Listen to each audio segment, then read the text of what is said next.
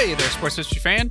This is Arnie Chapman, aka the Football History Dude, and I'm here to tell you about an awesome way for you to rub elbows with your favorite podcast hosts here on the Sports History Network, while at the same time rooting for your hometown team this upcoming NFL season. You've been hearing all about our partner, Tailgate Fantasy, the past few weeks. Well, dig on this. Tailgate created a special Sports History Network league for our listeners, so we can put the word fan back into fantasy football together.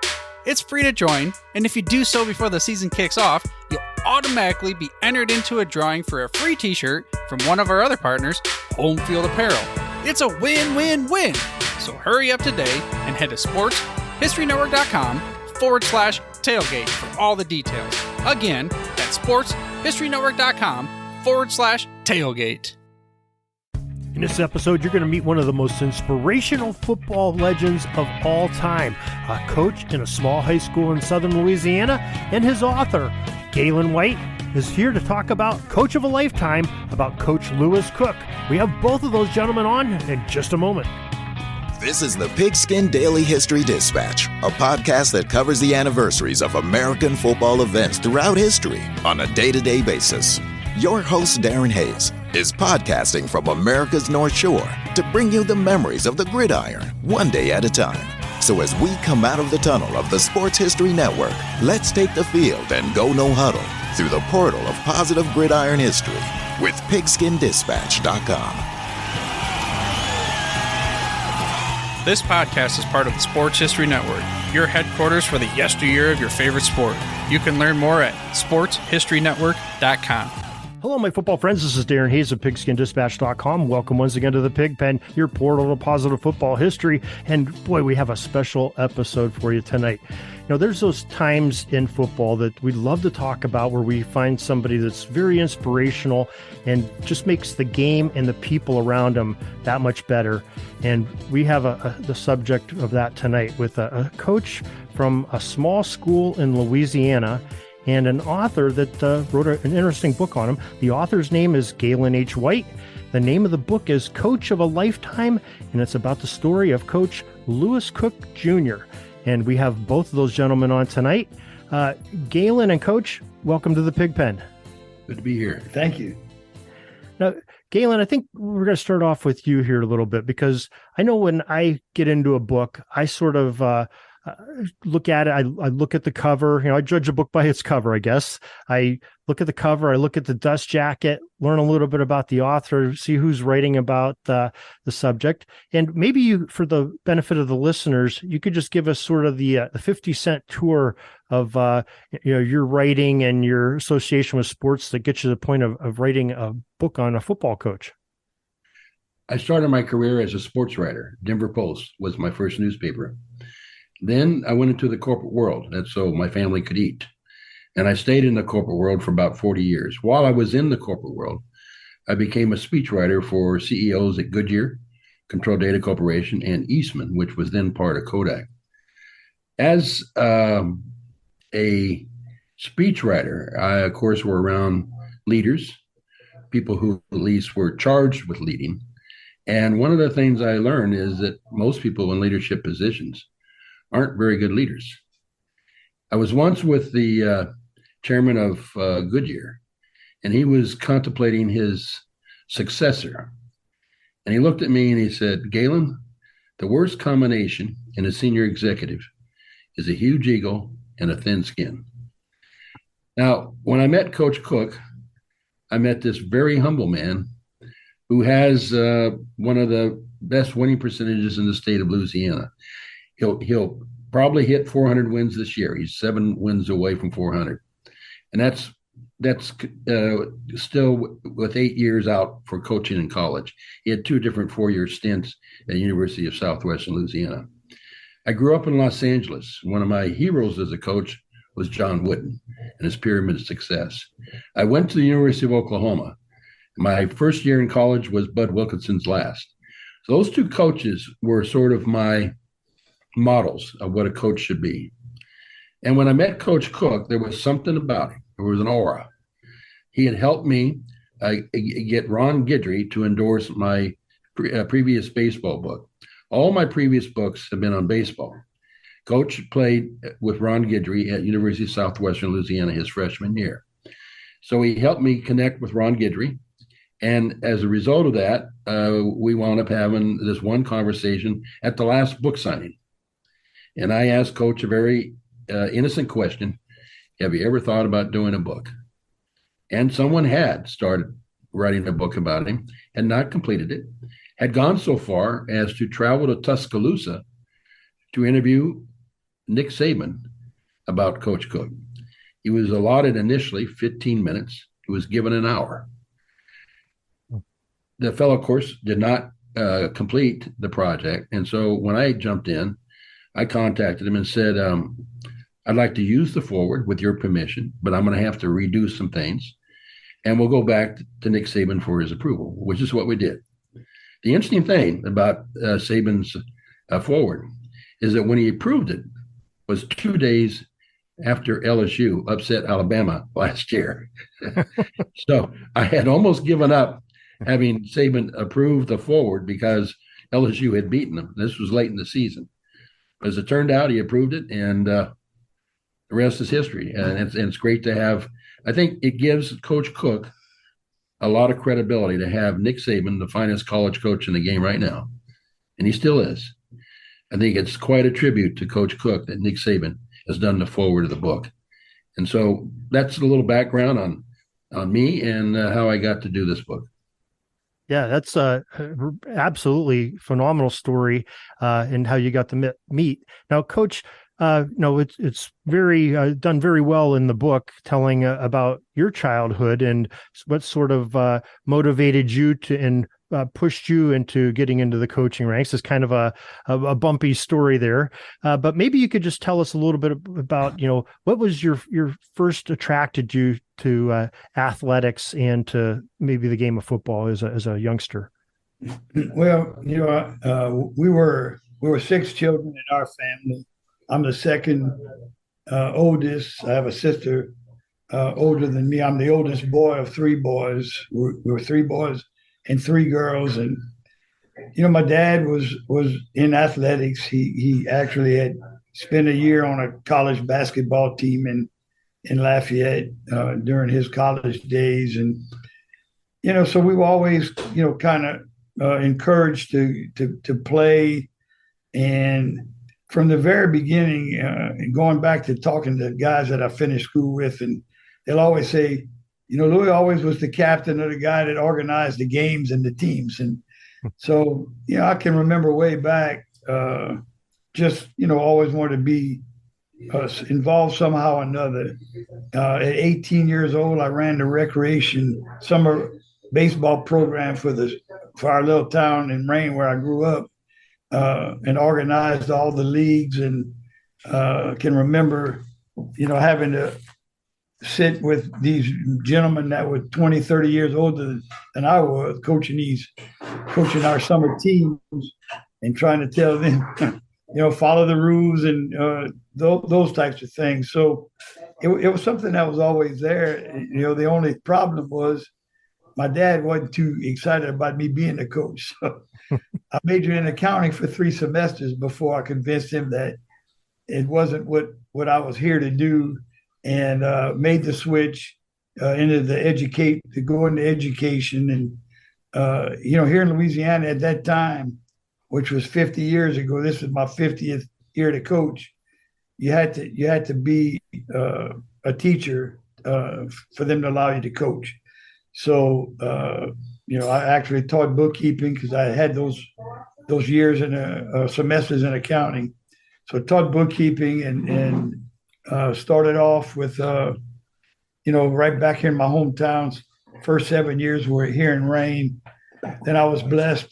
Sam Robertson was the head coach at the University of Southwestern and offered me a chance to go into college football. And I did it for 4 years, but realized that, I thought I would be better suited and happier in high school. Although I did try 4 more years later on and headed right back to high school. So it's been a great journey, for me. The college have an opportunity to spend those years in college helped me understand the game obviously a lot better.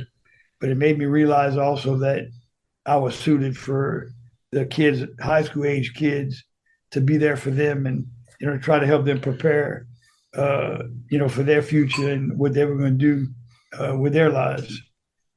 Well, Coach, tell me, what did you think about this when you're at that last book signing, as Gaylon said, and you have this gentleman that's a writer that comes from the West Coast. He went to Oklahoma, lives in Tennessee. He's in Vol country. LSU, you can't like Vol country. That's a SEC, rival there. And this guy comes and says he wants to write a book about you. What's your first thoughts and your reaction? Well, my wife, Faye, which, we'll have our 50th anniversary in December as well. Congratulations.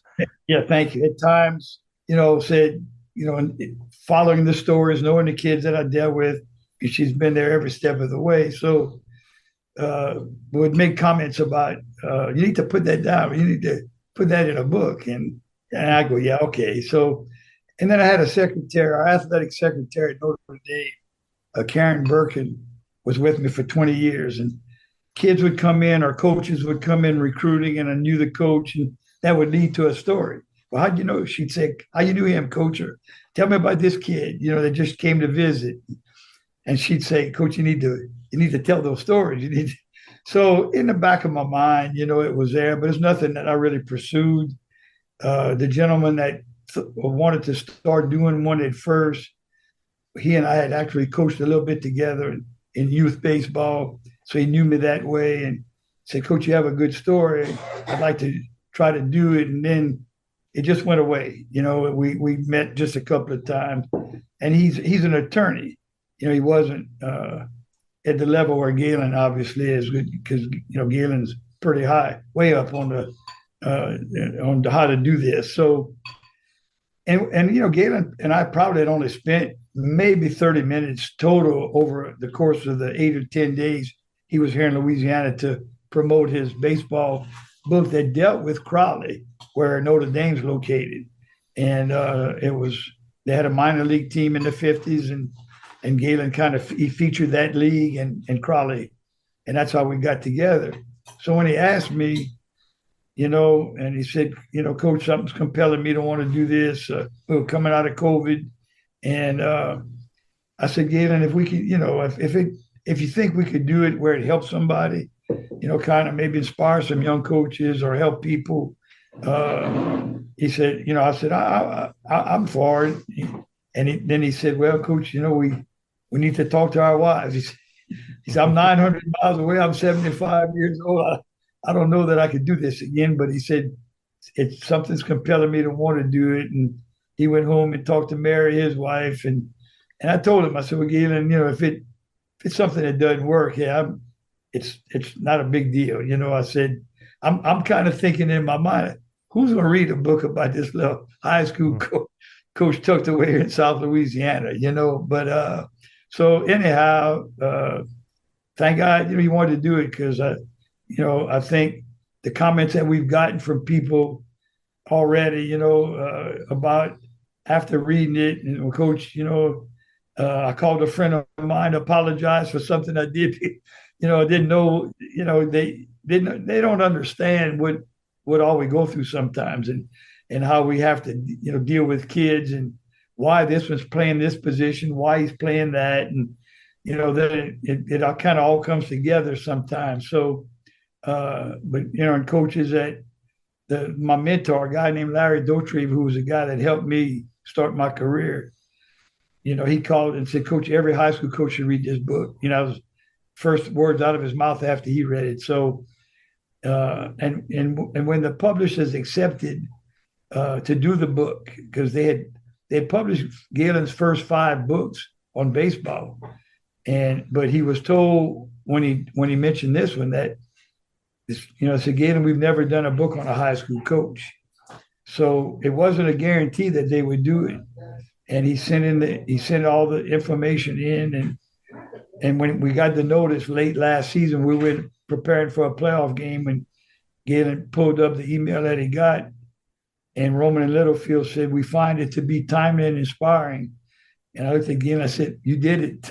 That was the objective. And they saw it. And I said, well, if they see it, others may see it also. So here we are.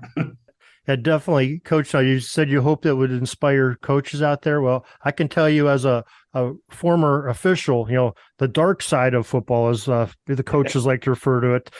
It inspired me and made me want to be a better person and, emulate some of the things that you're doing, because it's fantastic. And Gaylon, you really portray the story very well, and using former players and all kinds of people, the secretary that Coach talked about, and some of these people are close to Coach, and these stories are just phenomenal. So Gaylon, now you said you had the Ron Guidry connection with your book. Now, where did you first hear the story of Coach and his successes and the empathetic man that he is, and the great things that he does for people?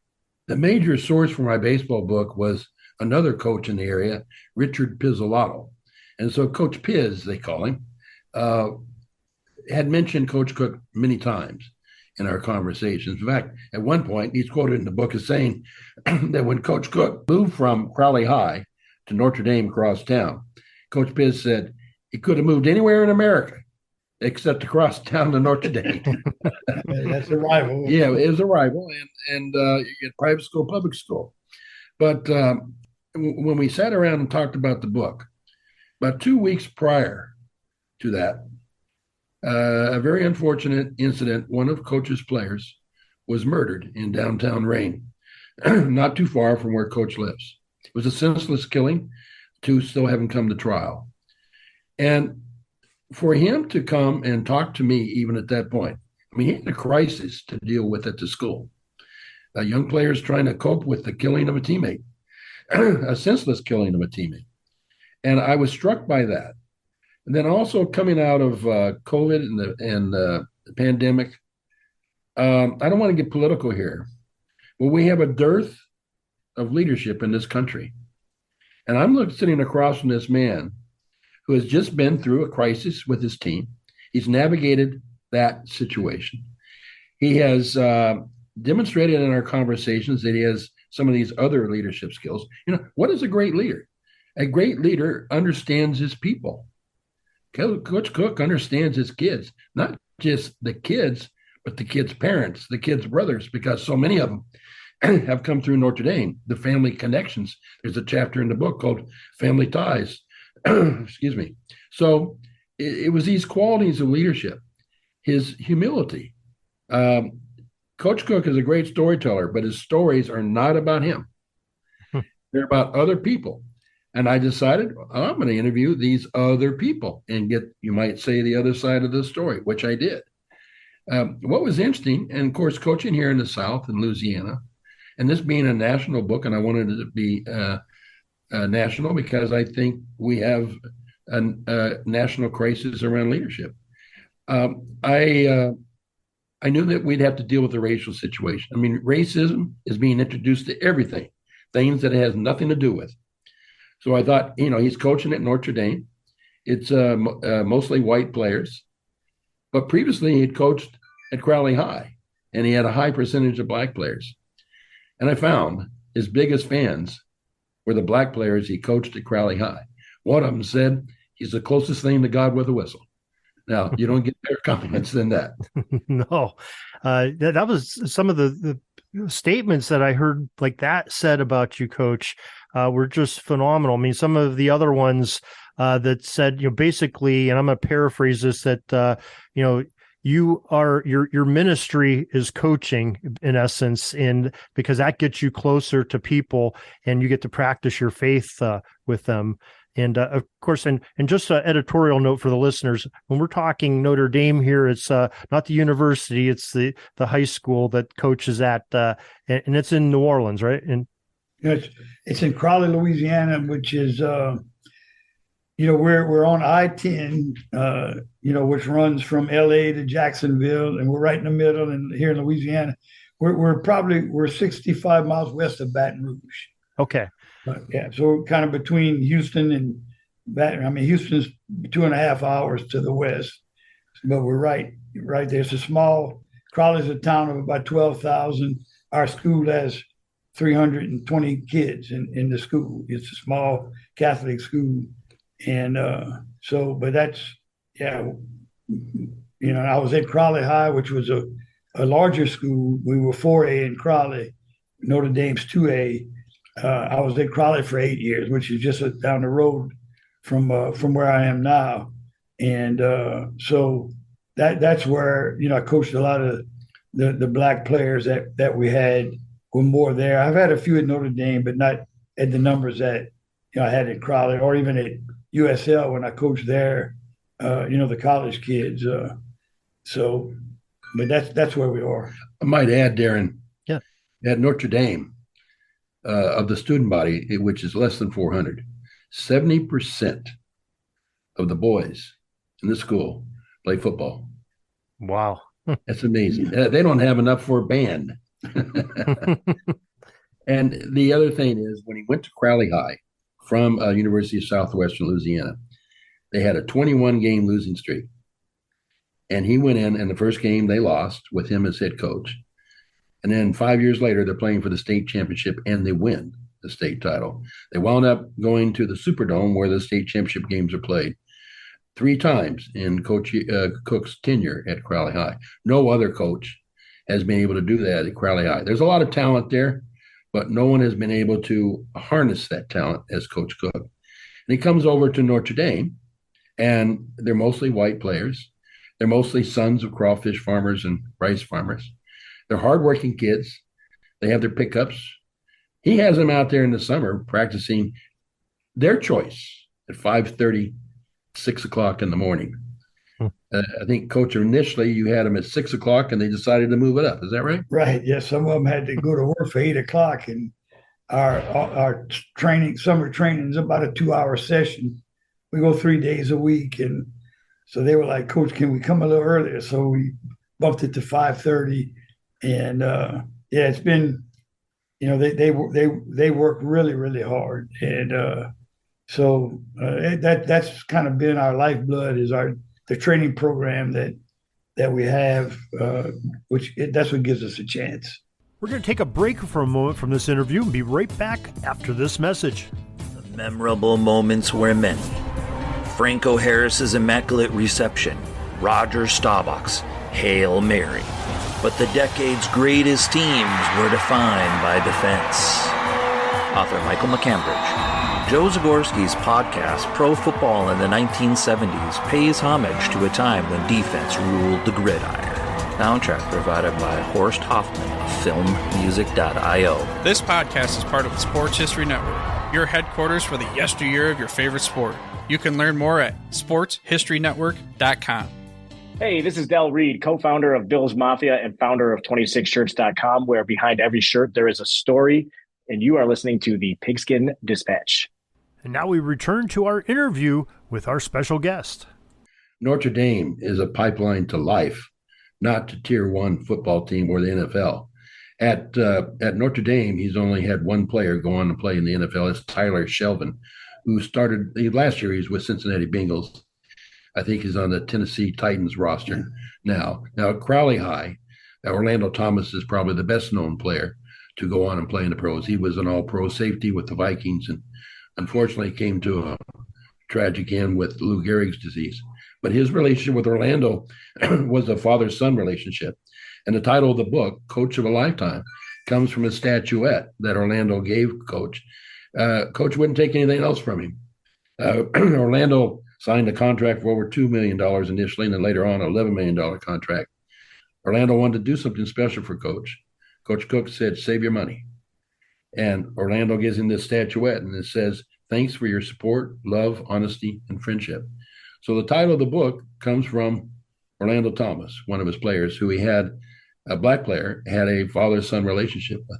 Story that you tell, and you sort of start the book with alluding to us and give us some foreshadow on Orlando, and then you have a whole chapter later on in the book, and it's really, it's heart-wrenching. It's a love story of two people, a coach loving a man that plays for him, and in loving him all the way through to his successes and through his whole life until his demise with that disease, and it sort of took him away. But it's remarkable that the number 42 had some special significance to Orlando, and maybe you can talk about that. Yeah, it's Orlando Thomas at Crowley High. He wore number 13 at University of Southwestern Louisiana, and Coach wound up coaching there. His second stint he was the offensive coordinator at USL, and Orlando was there at that time. He wore 42 there. His father died at the age 42. When Orlando was drafted in the NFL in 1995, he was the 42nd pick. When Orlando died in 2014, he was 42, same age as his father. So that number, and to me, what's significant about it, when you think of the number 42, you think of Jackie Robinson. And when you think of Jackie Robinson, you think about courage, and you think about perseverance. Orlando battled Lou Gehrig's disease for 10 years. The normal life expectancy with Lou Gehrig's disease is less than 4 to 5 years. So he went 10 years. And at one point, when they thought he might die at age 41, he hung on a little longer, so he got to 42. But I mean, that's Orlando was, when I heard the Orlando story the first time, that's one I thought, that one has to be told in a certain way. I wanted to hit this father-son relationship, because it's not just with Orlando. There's another one of his players who went on to Texas A&M, Shane Garrett. He sees Coach Cook as a father figure. One of his other players went on to Louisiana State, Wes Jacob, coaches with him now. He calls him Pops. And those are all Black players. And that's remarkable to me. In this era of racist this, racist that, you got people who see each other's heart, not the color of their skin. And to me, that's something that more people need to do, and more people need to know about. And that's what makes Coach Cook so special. Yeah, he has so many qualities of a leader. I could go on, but he has a great sense of humor, and I think that comes out in the book. I'll let Coach tell the story with Jake Delhomme when he was a freshman. Jake Delhomme was supposed to be redshirted, but Coach, when the guy they had pegged for number one threw 3 interceptions in the first half, and his backups each threw 1, it's Jake's turn. So Coach, later in the season, Jake was being treated a little bit with kid gloves because he was a freshman and having a great year. He wasn't doing so well in practice. So I'm going to let Coach say what happened. We recruited Jake. He was out of a small high school, a Catholic high school in Lafayette. Now they're much bigger, but as we got in August practice, I kind of thought that we needed to have Jake ready to go in case the guy we thought we could win with went down. I didn't think the other backup guys could handle it. I was offensive coordinator. I was coaching quarterbacks. And our head coach, Nelson Stokely, whose son Brandon went on to have a 13-year career in the NFL, he had every intention of redshirting Jake. Jake, he wasn't the biggest guy. He was still growing, maturing. But Jake had some special qualities as well. So as Gaylon said, that we opened the season. This was the 93 season, a home game, conference game. We just moved into the Big West Conference, and we're playing Utah State. And, our number 1 has 3 interceptions in the first quarter. Coach says, get him out. Number 2 goes in, gets picked off. Coach tells me, get him out. Number 3 goes in, and we end the half with a 5th interception. I was so embarrassed. And we get into coach's office, and the head coach is already sitting in there waiting for me. And he asked me, what are we going to do? I said, Coach, we got to go with Jake. And kind of slammed his hand on my desk, and he said, I told you we're going to redshirt Jake. I said, we don't, for who, Coach? I said, if we don't win this year, we might not get to coach him at all. But so anyhow, Jake took the first snap of the second half and took every snap for the next 4 years. For you, I went on, and if you remember, led the Carolina Panthers to the Super Bowl one year. And but as Gaylon was referring to, Jake was having a bad day one day, and I guess maybe that whole week was bad because I was, and I finally told Jake, I said, Jake, we went to huddle, and I said, Jake, if the cops come to your house tonight to arrest you for murder, just plead guilty because you're killing me, and evidently I died. But they'll get you for attempted murder for sure. But so Jake laughed, and he great. He talked about a great kid there, Jake. Man, what a job he did for us, and it's proven. He was undrafted, hung around. The Saints had him in the back of their roster, and finally got to Carolina and showed what he could do. And almost won that Super Bowl too. He took it went far. A gutsy performance for sure. So the incident that Coach refers to, Jake says of that was Louis Cook's way of dog cussing me. He has that magic, that charm, that way. You can feel it. It kind of oozes from him. I never felt so bad for letting somebody down. And that's the thing about Coach Cook. You didn't want to let him down. And that's what the players for him feel. They feel this attachment to him. They know that Coach is looking after them, that they are number one. It's not the winning, it's the kids first. And Coach will tell you he hardly ever mentions winning. He teaches life lessons at the end of a practice. He'll talk about the dangers of smoking. He'll talk, one of the chapters is called Nothing Good Happens After Midnight. One of his other favorite sayings is leave no stone unturned. And I thought in doing this book that I had done that. And then I find out one day, the book is out and I'm walking across the practice field with him, and I noticed Coach isn't wearing sunglasses. And I noticed that he had never worn sunglasses. And so I asked him about it. He said, no, I don't even own a pair. I want to look him in the eyes, and I wanted them to see my eyes. That's the kind of authenticity that he has as a coach. And that's why he's a great leader. And that's why, too, in developing, and one other point, in doing this book, I didn't necessarily come in with this point of view, but I developed this point of view. And that is the greatest coaches are not at the professional or college level. Those guys are managing talent. It took another player to point this out to me, but they're managing talent. Coach is developing talent. He's taken what God has put in this area where he lives, and he's developing that talent beyond what their capabilities would be without him. And so there's a significant difference. So when you think about high school coaches, they're developing these kids, these raw talents. They're not managing talent because a lot of these kids don't have that much when they first start to play in high school. So that's a significant difference. And I think that's one of the things that is in his heart to develop that talent.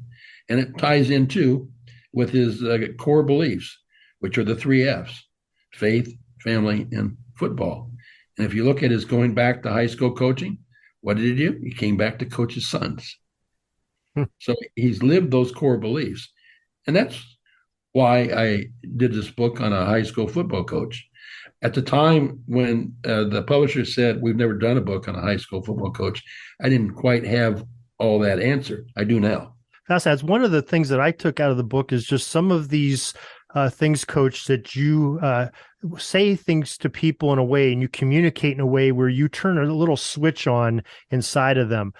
We mentioned earlier, your first year at Crowley, and you weren't sure if you were going to take the job, and finally you did, and you walked the halls one day and saw a rather large individual that wasn't playing football, and I believe you had a little conversation with him about some LSU coaches. Maybe if you could talk about that a little bit, just to show that communication. Yeah, there was he's actually on the basketball court. I was watching practice, and he's 6'4", is about 245 at the time. And so I asked her, I hadn't taken the job yet. I was on the verge of deciding whether to go or not. And I asked some of the coaches that were there, and I said, what is he playing football? So, Coach, he doesn't play football. I thought to myself, well, no wonder they've lost 20 straight games. They got this guy, a good-looking athlete. So we had a conversation. I'm coaching in college at the time. I'm at USL, and I said, his name was Tracy Boyd. And I said, Tracy, introduced myself. And I said, have you heard, do you know who Dale Brown is? Of course, Dale Brown was basketball coach. Everybody knew Dale Brown in Louisiana. Oh, yes, sir. I said, I know. I said, how about Bill Arnsbarger? That's when Bill Arnsbarger was head coaching. No, I've never heard of him. I said, well, I'm not trying to knock your basketball talent. I said, but you do play center. You're the post player on the basketball team. I said, there's no 6'4" centers in the SEC. I said, Dale Brown probably had walked out of here in 10 minutes. I said, Bill Arnsbarger would be still sitting there like I am, wanting to talk to you about football. So I said, I may be the coach here when we come back from the Christmas break. And I said, I'd like for you to consider playing. And so when we had our first meeting, I took the job, had our first meeting, he was sitting in the front row. So Tracy went on. Here's a kid that wasn't going to play high school football. Played. I got, when I went back to coach at USL for my second stint, Tracy was just finishing up his college days. And I had a scout, a pro scout, come in to find me to ask me about Tracy Boyd. And he said, the guys told me you could help me with information about Tracy Boyd. I said, yeah, just send him to Elizabeth City College in North Carolina for his last year. I mean, he played at Elizabeth City State College. And said, Coach, he ran the fastest time of any lineman. By now, he was 6'6", he weighed 300 pounds. And he ran the fastest time of any lineman at the combine. So here's a kid wanting to play high school football. Drafted by the played for the Patriots, played for Seattle, had a couple of years in the Canadian Football League. And, so but he had talent, he had some ability. And, fortunately, he decided to come out and play for us.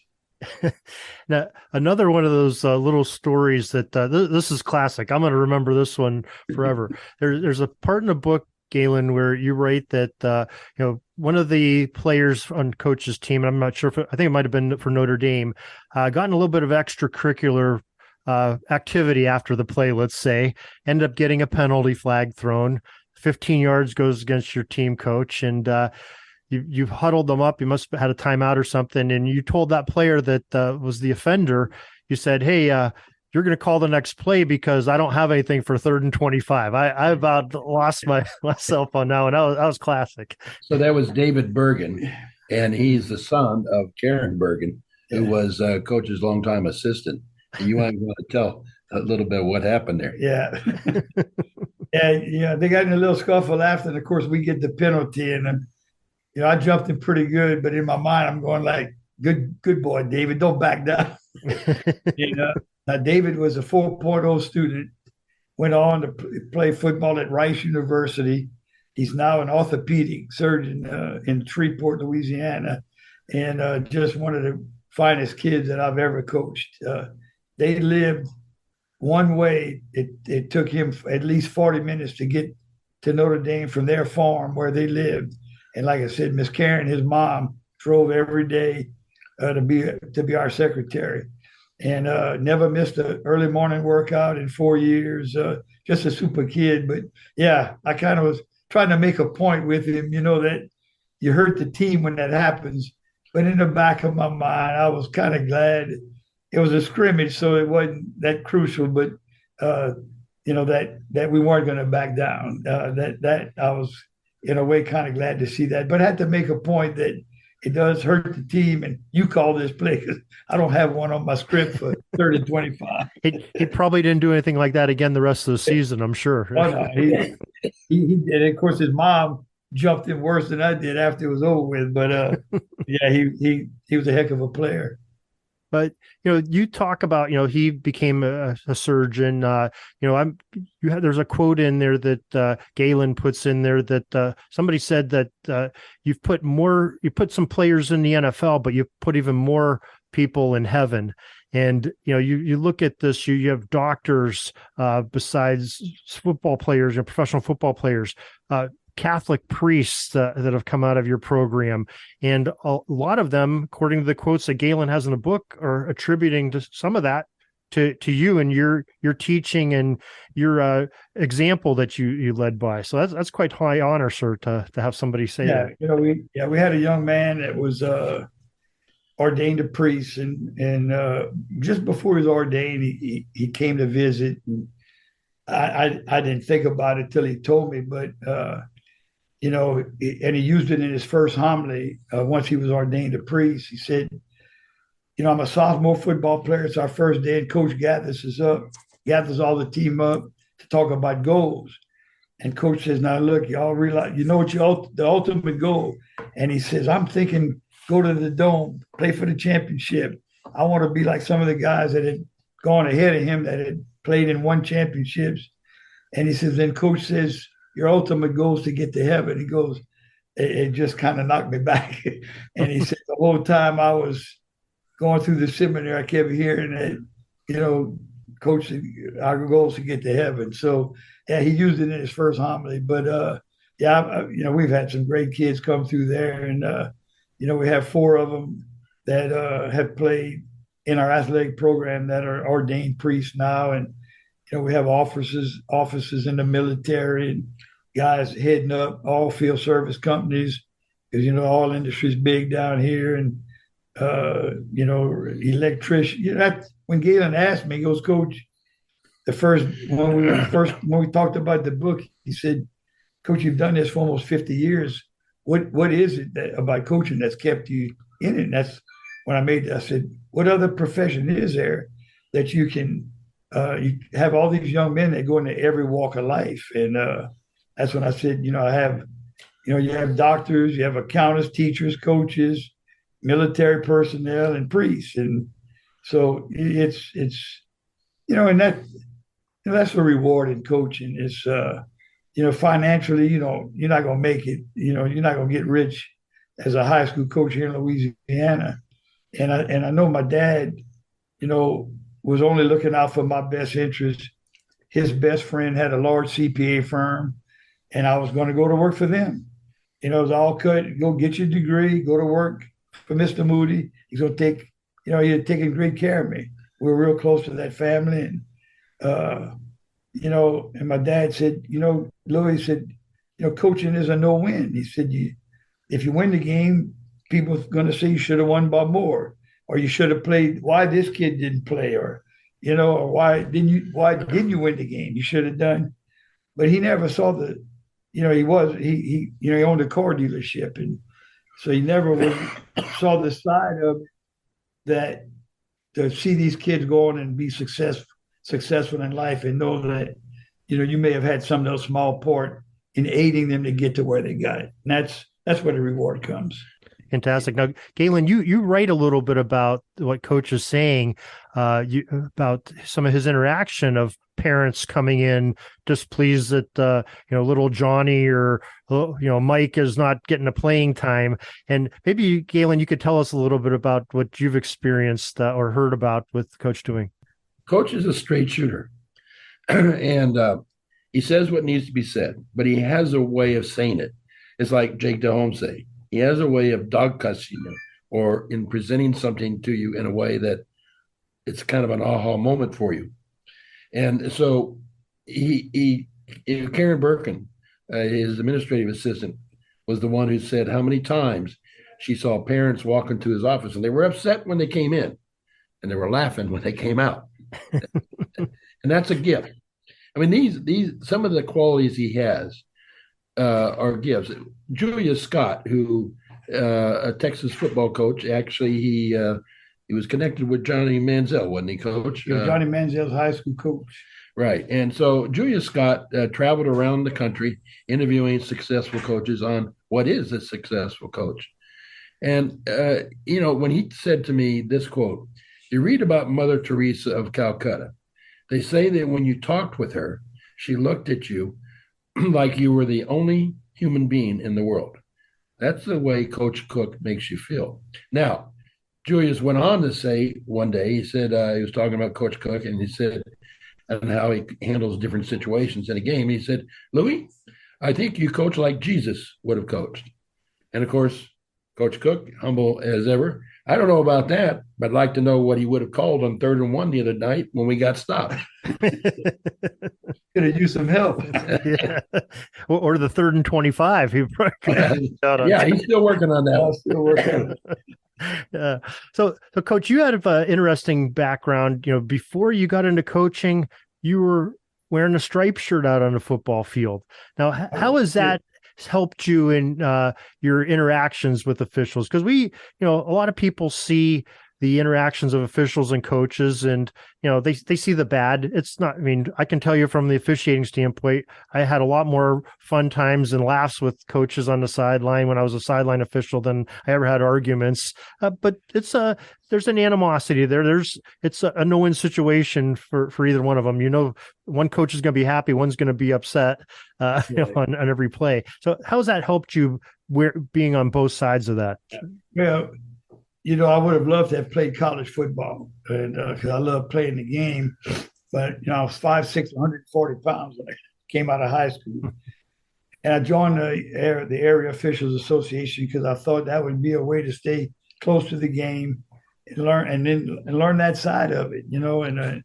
And it makes me have more of an appreciation for the officials, having done it for 5 years while I was in college. Gaylon will tell you, he's on the sideline with us. We don't berate the officials at all. We have a conversation. We talk. I'm not a good enough coach where I can coach a game and try to officiate it and yell at the officials the whole time. I don't know how some of those guys do that, where every play they're yelling, and I can't. I'm not a good enough coach to be able to do that.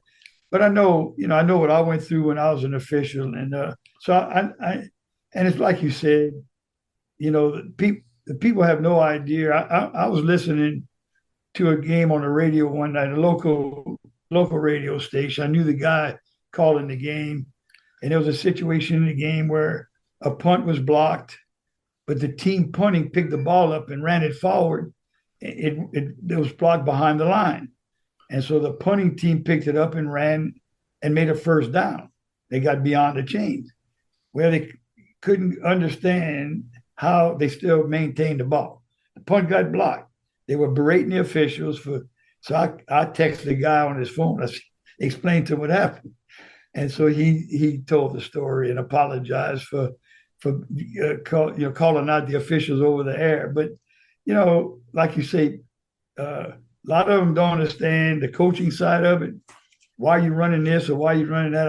I've had a lot of people sometimes they go, Coach, why'd you run that play? I said, well, I thought it was going to work. I said, if I knew it wouldn't have worked, I wouldn't have called it. Or they'll want to say, well, the officials cost us a game. In 50 years, there were a couple of games that the outcome, was determined by, poor a call. Like last year we lost a game. We were up by a point or two. The team made a first down at the 2-yard line. The clock stopped for the first down. Okay, they moved the box. There was only 4 seconds on the clock. They, instead of spiking the ball, which they had time to run, line up, spike it, they ran their field goal unit out. Well, you can't get a field goal unit out, and it was on the far hash all the way to the 2-yard line, and the referee held the clock until they snapped the ball. And 18 seconds had run off the clock, the play clock. And so that's a game that we really should have won. That's one of very few games that were ever decided, by an administrative move by the official or maybe a call that affected the game. So, that's why I don't want to blame the officials either, because it gives the kids an excuse sometimes. They want to. No, the reason we lost because we didn't play well. It had nothing to do with the calls, But sometimes, it's easy to point the finger at somebody else always, And so, but I enjoyed it. If I hadn't gone into coaching, I'd have stayed officiating because, I really enjoyed doing that, and it was, like I said, it was a learning experience for me as well. I'm sure. Now, Gaylon, why don't we take this opportunity? Why don't you go ahead? Let's tell the name of the book again, your publisher, and where folks can get a copy of it at. Coach of a Lifetime, published by Roman and Littlefield. You can order it directly from Roman, the publisher. It would be www.roman.com, or you can go to GaylonWhite.com and order the book from us there. All proceeds from books ordered on my website, all proceeds go to a Notre Dame coach is setting up a fund to pay some of the non-faculty coaches who work for dirt. They don't make much, is to pay them a little more. And that to me is the kind of guy he is. I mean, he's got a servant's mentality. And his son who coaches with him, Lou III, has the same way. He has a servant's mentality. And when you have that in a coach, that is a tremendous example. In fact, one of the black players, one of my favorite stories was this black player. He was a good ball player, a good kid, and he's a minister now of 2 black churches in Crowley. And one day, Coach, you tell the story about what was happening. Well, his name's Gerard Joseph, and like Gaylon said, he's become a minister. He's a preacher and actually runs 2 churches now. But we were in the huddle one day, and we broke the huddle. We ran a play, and he never came out of his stance. And he was a good kid, you know. And we got back in the huddle, kind of had his head down, and I lifted up his face mask, and I go, Gerard, that can't be you in there. That's not you. You know, I said, well, you know, what's up? And he just kind of hung his head. So I had him come in my office after practice. And I said, Gerard, you know, what's up? He goes, Coach, I don't think anybody cares about me anymore, you know. And so we talked, and, you know, I look at it and I tell young coaches, I said, you know, I could have gone and kicked him in the seat or jumped all over him. You know, why, you know, who knows? I mean, good Lord steps in a lot of time. But so anyhow, we had a great conversation. And so we made it to the championship game that year. And the first touchdown of the game was a touchdown pass, a corner route by Gerard Joseph from his tight end position for a touchdown, you know. And so I'm like, you know, had I gone crazy and he walked away, because who knows what would have happened, the state he was in that day, then we lose a good tight end. He loses great experiences of finishing the season in the championship game. And, you know, who knows where. But not, like I said, now he's very respected minister in Crowley. In fact, in the book, I quote him as saying that his son, and he's Baptist, he wants his son to play for Coach Cook at Notre Dame. So, hey, there's no religious, you blur the lines when those kind of things happen. That's fantastic. Gentlemen, we're out of time here, but I really appreciate you both coming on here. And Gaylon, for you telling this wonderful story of football and an inspirational story. And Coach, for you being that inspiration to not only your players and the people around you and your writer friend is sitting right next to you, but your family, and now your family across the nation and the world that Gaylon is sharing your story with this book. And I'll forever remember some of these quotes and some of these stories you had, because they're very inspirational, and I think the listeners will too.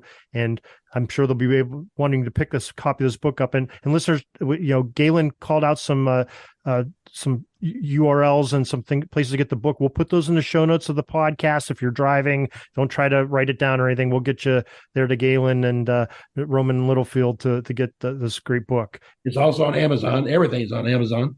And so, you know, it's one last comment. It's been a real blessing to write about Coach Cook, and I hope that blessing is conveyed to the people who read the book.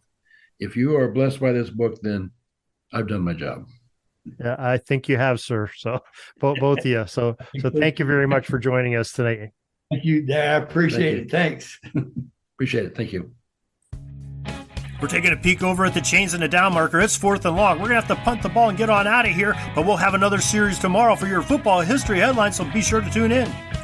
We invite you to check out our website, pigskindispatch.com, not only to see the daily football history, but to experience positive football with our many articles on the good people of the game, as well as our own football comic strip, Cleat Marks Comics. Pigskindispatch.com is also on social media outlets, Facebook, Twitter, Instagram, and don't forget the Pigskin Dispatch YouTube channel to get all of your positive football news and history. Special thanks to the talents of Mike and Gene Monroe, as well as Jason and Neff for letting us use their music during our podcast. PigskinDispatch.com is a proud affiliate of the Sports History Network, the headquarters of sports yesteryear.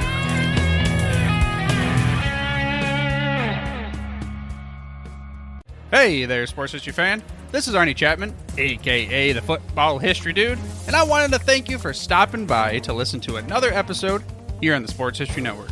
Our podcasters are passionate about uncovering and sharing sports stories from yesteryear. And if you didn't know it already, we have over 30 shows across the network covering all sorts of sports history topics.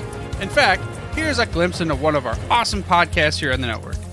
Each week, the official Football Learning Academy podcast will take you deep into the history of pro football through interviews with players, coaches, or administrators in the NFL, as well as interviews with Pro Football Hall of Fame selectors, authors, and historians. You'll learn how the game evolved and important moments that shaped the sport into what it is today. And don't miss the Pro Football History Nugget of the Week. Listen to the official Football Learning Academy podcast on the Sports History Network. How about that? I bet you're super hyped to go listen to that new podcast, right? Well, to learn about this show and all the other podcasts on the network, head over to sportshistorynetwork.com/podcast. Again, that's sportshistorynetwork.com/podcast. Head over there today to find your next favorite sports history podcast.